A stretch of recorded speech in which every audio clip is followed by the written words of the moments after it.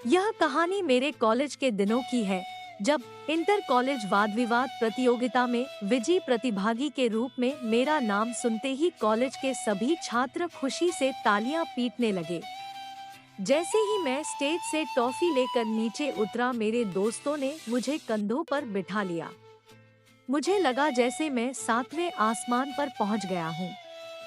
हर किसी की निगाहें मुझ पर टिकी हुई। चमचमाती ट्रॉफी को चूमते हुए मैंने चीयर करते छात्र छात्राओं की तरफ देखा। सहसा ही मेरी नजरें सामने की रो में बैठी एक लड़की की नजरों से टकराईं। कुछ पलों के लिए हमारी नजरें उलझ कर रह गई। तब तक नीचे उतारते हुए मेरे दोस्त मुझे गले लगाने लगे और मेरी तारीफें करने लगे। यार, तूने तो कमाल ही कर दिया। पिछले 2 साल से हमारा कॉलेज तेरी वजह से ही जीत रहा है। अरे नहीं, ऐसी कोई बात नहीं। मैं तो शुक्रगुजार हूँ तुम सबों का जो मुझे इतना प्यार देते हो, और विनोद सर का भी जिन्होंने हमेशा मेरा मार्गदर्शन किया है। पर आप हो कमाल के, वाकई कितनी फर्राटेदार इंग्लिश बोलते हो। मैं श्वेता मिश्रा, न्यू एडमिशन। सामने वही लड़की मुस्कुराती हुई हाथ बढ़ाए खड़ी थी जिससे कुछ वक्त पहले मेरी नजरें टकराई थी। उसकी मुस्कुराती हुई आंखों में अजीब सी कशिश थी, चेहरे पर नूर और आवाज में संगीत की स्वर लहरी थी। हल्के गुलाबी रंग के फ्रॉक सूट और नेट के दुपट्टे में वह आसमान से उतरी परी जैसी खूबसूरत लग रही थी। मैं उससे हाथ मिलाने का लोभ छोड़ न सका और तुरंत उसके हाथों को थाम उस पर लगा जैसे मेरी धड़कनें रुक जाएंगी। मगर मैंने मन के भाव चेहरे पर नहीं आने दिए और दूर होता हुआ बोला, श्वेता मिश्रा यानी एक ऊंची जाति की कन्या, आई गेस ब्राह्मण हो न तुम? हाँ, वह तो मैं हूँ, वैसे तुम भी कम नहीं लगते। अरे कहाँ मैडम, मैं तो किसान का छोरा, पूरा जाट हूँ। वैसे कोई नहीं। आपसे मिलकर दिल खुश हो गया। अब चलता हूँ। कहकर मैं आगे बढ़, पीछे पीछे मेरे दोस्त भी आ गए और मुझे छेड़ने लगे। तभी मेरा जिगरी दोस्त वासु बोला, यह क्या यार, तेरे पिता नगर पार्षद है न, फिर तुमने उससे झूठ क्यों कहा? वह इसलिए मेरे भाई, क्योंकि हमारे घर के लड़कों को लड़कियों से दोस्ती करने की इजाजत नहीं है। जानता है माँ ने कॉलेज के पहले दिन मुझसे क्या कहा था? क्या कहा था? यही कि कभी भी किसी लड़की के प्यार में मत पड़ना। हमारे खानदान में प्यार के चक्कर में कई जाने जा चुकी है। सख्त हिदायत दी थी उन्होंने मुझे। अच्छा, तो यही वजह है कि तू लड़कियों से दूर भागता है? हाँ यार, पर यह लड़की तो बिल्कुल ही अलग है। एक नजर में ही मन को भा गई, इसलिए इससे और भी ज्यादा दूर भागना पड़ेगा। श्वेता के साथ यह थी मेरी पहली मुलाकात। उस दिन के बाद से श्वेता अक्सर मुझसे टकरा जाती। कभी कभी लगता कि वह मेरा पीछा करती है, पर मन का भ्रम मानकर मैं इग्नोर कर देता। यह बात अलग थी कि आजकल मन के गलियारे में उसी के ख्याल चक्कर लगाते रहते थे।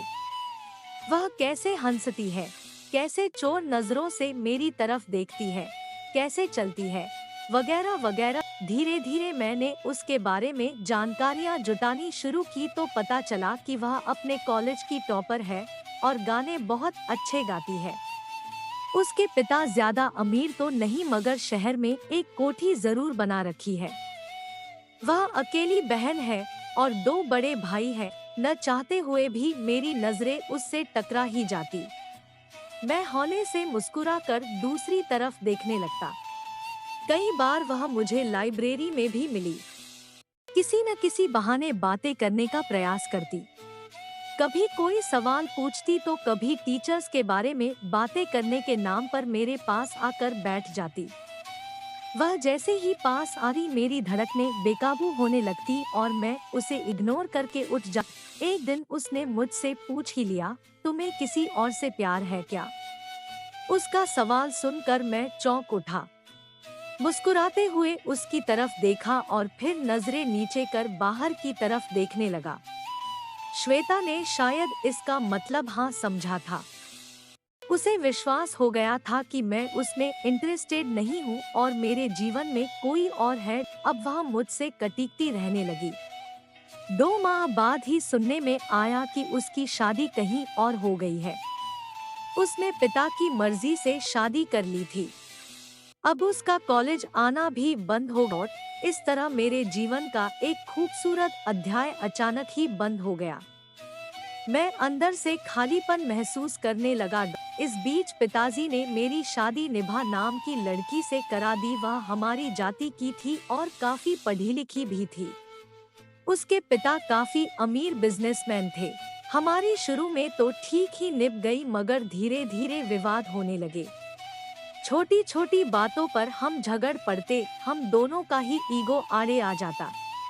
वैसे भी निभा के लिए मैं कभी वैसा आकर्षण महसूस नहीं कर पाया जैसा श्वेता के लिए महसूस करता था। निभा अब अक्सर मायके में ही रहने लगी। इधर मैं राजनीति में सक्रिय हो गया। पहले कार्यकर्ता, फिर एमएलए और फिर राज्य का मुख्यमंत्री भी बन गया।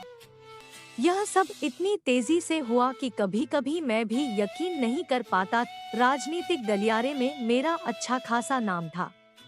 लोग मुझे होशियार, शरीफ और फर्राटेदार इंग्लिश बोलने वाले युवा नेता के रूप में पहचानते थे। विदेश तक में मेरी धाक थी। मैं कई पत्रिकाओं के कवर पेज पर आने लगा था। जनता मुझे प्यार करती, मेरे काम की तारीफ होती। मैं हर काम में अपनी नई सोच और युवा कार्यशैली को अपनाता और पीएम भी मेरी कद्र करते। अक्सर देश की छोटी भी समस्याओं पर मुझसे विचार विमर्श करते। इसी दरमियान निभा और मैंने आपसी सहमति से तलाक भी ले लिया। वह अब मेरे साथ रहना नहीं चाहती थी। मैंने भी तुरंत सहमति दे दी, क्योंकि मैं भी यही चाहता था। मैं अभी तक श्वेता को भूल नहीं पाया था। जब भी कोई दूसरी शादी की बात करता तो श्वेता का चेहरा मेरी आंखों के आगे आ जाता। जब कोई रोमांटिक मूवी देखता तो भी श्वेता का ख्याल आ जाता। जब बादलों के पीछे चांद छिपता देखता तो भी श्वेता का ही ख्याल आता। एक दिन मेरे जिगरी यार वासु ने मुझे खबर दी कि मेरा पहला प्यार यानी श्वेता इसी शहर में। मैंने उत्साहित होकर पूछा, श्वेता कहाँ है? कैसी है वह? किसके साथ है? अरे यार, अपने पति के साथ है। पति का काम सही नहीं चल रहा है, इसलिए इधर ट्रांसफर करवा लिया है। ओके, तू पता दे, मैं मिलकर आता हूँ। यह क्या कह रहा है? अब तू साधारण आदमी नहीं, एक सीएम है, तो क्या हुआ? उसके लिए तो वही हूँ ना जो 15 साल पहले था। मैंने वासु से पता लिया और अगले ही दिन उसके घर पहुँच गया।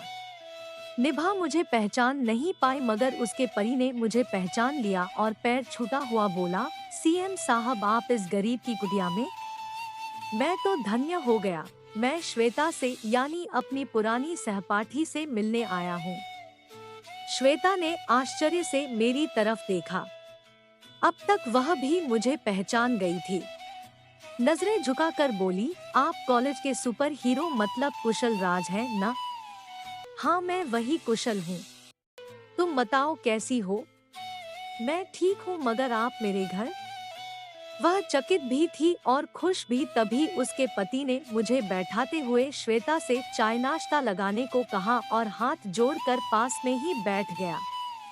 मैंने उसके बारे में पूछा तो वह कहने लगा कि हाल ही में उसकी नौकरी छूट गई है। अब वह यहाँ नौकरी की तलाश में आया। मैंने तुरंत अपने एक दोस्त को फोन किया और श्वेता के पति को उसके यहाँ अकाउंटेंट का काम दिलवा दिया।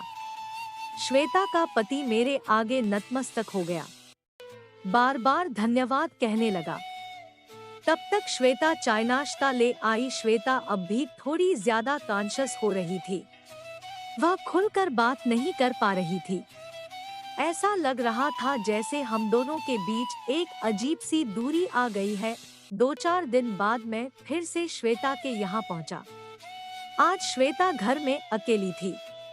मुझे खुलकर बात करने का मौका मिल गया।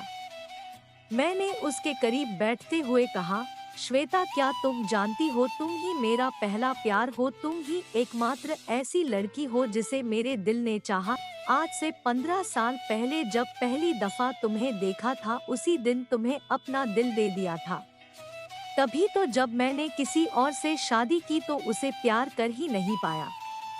मेरा दिल तो मेरे पास था ही नहीं, ये धड़कने तो बस तुम्हें देख कर ही बढ़ती है। श्वेता एकटक मेरी तरफ देख रही थी, जैसे मेरी नजरों से मेरी रूह तक झांक लेना चाहती हो। थोड़े शिकायत भरे स्वर में उसने कहा, यदि ऐसा था तो फिर मुझसे दूर क्यों भागते थे? कभी भी मेरे प्यार को स्वीकार क्यों नहीं किया तुमने? क्योंकि हमारी जाति अलग थी। मेरे अंदर इतनी हिम्मत नहीं थी कि मैं समाज से लड़ पाता। प्यार में जान गंवाना आसान है, मगर प्यार दिल में रख कर दूर रहना कठिन है। मैं तुमसे दूर भले ही रहा, पर दिल तुम्हारे पास ही था। आज मुझ में हिम्मत है कि मैं तुमसे खुलकर कह सकूं कि बस तुम ही हो जिससे मैंने प्यार किया है। मेरी पत्नी निभा के साथ रहकर भी मैं उससे दूर था। अब तो हमने आपसी सहमति से तलाक भी ले लिया है। श्वेता ने आगे बढ़कर मुझे गले से लगा लिया। हम दोनों की आंखों में आंसू और धड़कनें तेज थी। हम एक दूसरे के दिल में अपने हिस्से की मोहब्बत महसूस कर अब हम दोनों ही 40 साल के करीब थे। लोग कहते हैं कि प्यार तो युवावस्था में होता है। हमें भी तो प्यार युवावस्था में ही हुआ था, मगर इस प्यार को जीने का वक्त हमें अब मिला।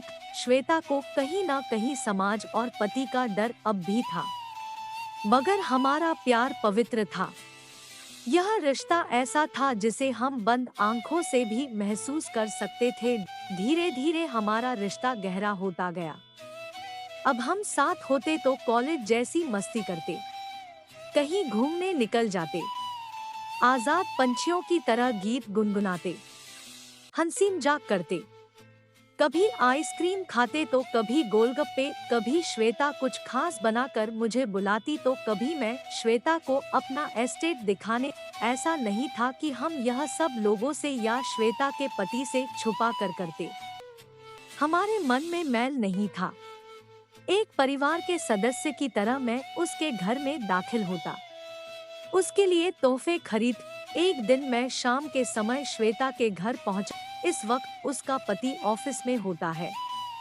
हम खुलकर बातें कर रहे थे, तभी श्वेता का पति दाखिल हुआ। वह आज जल्दी आ गया था। श्वेता उठकर चाय बनाने चली गई। श्वेता के पति ने मुझसे कहा, जानते हैं आज मेरा एक दोस्त क्या पूछ रहा था? क्या पूछ रहा था? यही कि तुम्हारी बीवी और सीएम साहब के बीच क्या चल रहा है। अब तक श्वेता भी चाय लेकर आ गई थी। वह अवाक पति का मुंह देखने लगी। फिर क्या कहा आपने? मैंने पूछा। कहीं ना कहीं मेरे दिल में एक अपराध बोध पैदा हो गया था। श्वेता के पति के लिए तो आखिर मैं एक दूसरा पुरुष ही हूँ, मगर श्वेता के पति ने मेरी सोच से अलग जवाब दिया। हंसता हुआ बोला, मैंने उसे कह दिया कि सीएम साहब श्वेता के दोस्त हैं। उनके प्यार में कोई मैल नहीं, उनके प्यार में कोई धोखा नहीं। मेरा और श्वेता का रिश्ता अलग है। जबकि कुशल जी वह एहसास बनकर श्वेता की जिंदगी में आए हैं, जिसकी वजह से श्वेता के मन में जो एक खालीपन था वह भर गया है। मैं उन दोनों के रिश्ते का सम्मान करता हूँ। श्वेता अपने पति के कंधे पर सर रखती हुई बोली, दुनिया में प्यार तो बहुतों ने किया है, मगर इस प्यार पर जो विश्वास आपने किया वह शायद ही किसी ने किया हो। मैं वादा करती हूँ आपका यह विश्वास कभी नहीं टूटने दूंगी। उस पर मुझे लगा जैसे आज हमारे प्यार को एक नया आयाम मिल गया। अगर आपको हमारी कहानी अच्छी लगी हो तो कहानी को लाइक करें और मुझे सपोर्ट करें। मिलते हैं क्या अगली कहानी में, तब तक के लिए नमस्कार।